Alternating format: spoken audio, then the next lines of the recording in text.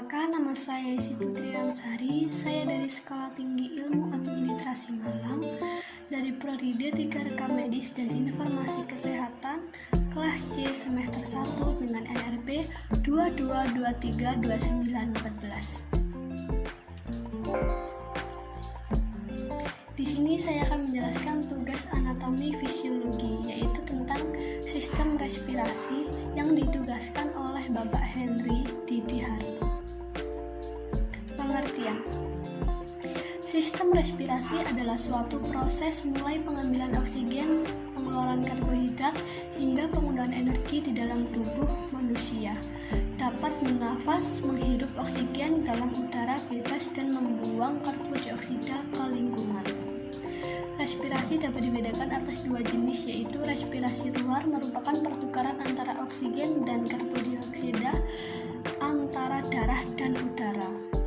Respirasi dalam merupakan pertukaran oksigen dan karbon dioksida dari aliran darah ke sel-sel tubuh. Dalam mengambil nafas ke dalam tubuh dan membuang nafas ke udara dilakukan dengan dua cara pernafasan, yaitu respirasi atau pernafasan dada. Terdapat otot antar tulang rusuk ruang luar berkontraksi atau mengerut. Tulang rusuk terangkat ke atas, rongga dada membesar, mengakibatkan tekanan udara dalam dada kecil sehingga udara masuk ke dalam. Respirasi atau pernafasan perut. Otot diafragma dalam perut mengalami kontraksi. Diafragma datar, volume rongga dada menjadi besar yang mengakibatkan tekanan udara pada dada mengecil sehingga paru-paru masuk ke paru-paru. Fungsinya: alat pernafasan berfungsi memasukkan udara yang mengandung oksigen, mengeluarkan udara yang mengandung karbon dioksida dan uap air. Tujuan proses pernafasan yaitu untuk memperoleh energi. Pada peristiwa bernafas terjadi pelepasan energi. Sistem pernafasan pada manusia terdiri atas 1 hidung, 2 faring, 3 trakea, 4 bronkus, 5 bronkiolus, 6 paru-paru. Alat pernafasan pada manusia: rongga hidung atau cavum nasalis. Udara dari luar akan masuk lewat rongga hidung atau cavum nasalis. Rongga hidung pelapis selaput lendir, di dalam terdapat kelenjar minyak atau kelenjar sebasea dan kelenjar kelingat atau kelenjar sudorifera. Selaput lendir berfungsi menangkap benda asing yang masuk lewat saluran pernafasan. Rambut pendek dan tebal berfungsi menyaring partikel kotoran masuk bersama udara. Konka merupakan banyak kapiler darah yang berfungsi menghangatkan udara yang masuk. 2 faring atau tenggorokan. Udara rongga hidung masuk ke faring. Faring merupakan percabangan dua saluran, yaitu saluran pernafasan atau nasofaring pada bagian depan dan saluran pencernaan atau orofaring pada bagian belakang. Pada bagian belakang faring interior terdapat laring atau tempat terletaknya pita suara atau pita vokalis. Masuknya udara melalui faring akan menyebabkan pita suara bergetar dan terdengar sebagai suara. Fungsi utama faring yaitu menyediakan saluran bagi udara yang keluar masuk dan juga sebagai jalan makanan dan minuman yang ditelan faring juga. Yang ketiga ada batang tenggorokan atau trakea. Tenggorokan berupa pipa yang panjangnya kurang lebih 10 cm, terletak sebagian di leher, sebagian di rongga dada atau torak. Dinding tenggorokan tipis dan kaku, dikelilingi oleh cincin tulang rawan pada bagian dalam rongga bersilia. Silia-silia ini berfungsi menyaring benda-benda yang masuk ke saluran pernafasan. Batang tenggorok atau trakea terkena di sebelah depan tenggorokan. Di dalam tenggorokan dada, batang tenggorok bercabang menjadi 2 cabang tenggorokan, yaitu bronkus. Di paru-paru, cabang tenggorok bercabang lagi menjadi saluran yang sangat kecil disebut bronkiolus. Ujung bronkiolus berupa gelembung kecil yang disebut gelembung paru-paru atau alveolus. Pangkal tenggorokan atau laring. Laring merupakan suatu saluran yang dikelilingi oleh tulang rawan. Laring berada di antara orofaring dan trakea di depan lorifaring.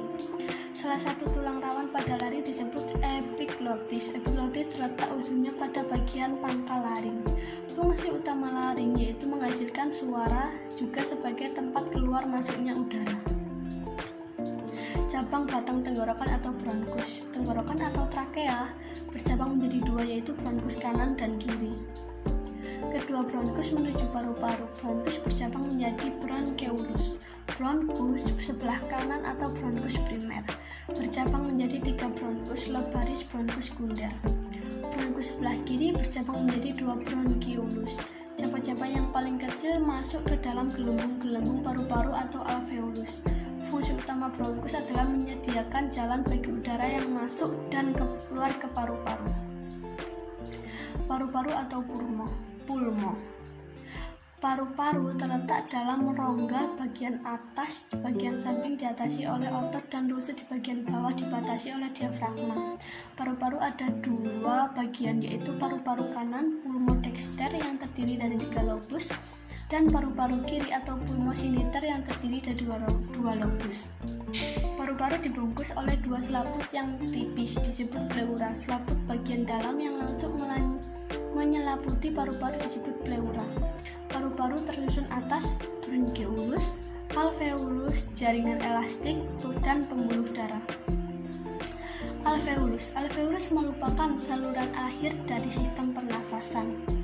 Kantong berdinding sangat tipis pada bronkeolis terminalis, tempat terjadinya pertukaran oksigen dan karbondioksida antara darah dan udara yang dihirup jumlahnya kurang lebih 200-500 juta. Bentuknya bulat, poligonal, septa dan alveolus disokong oleh serat kolagen dan elastis halus.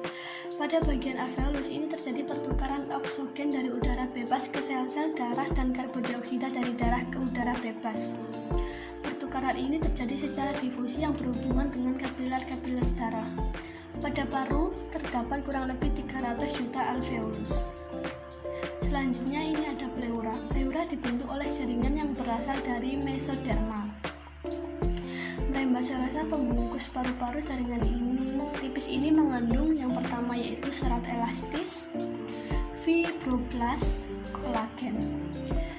Pada pleura ini dibedakan menjadi 2, yaitu pleura virelas yang melekat pada paru-paru.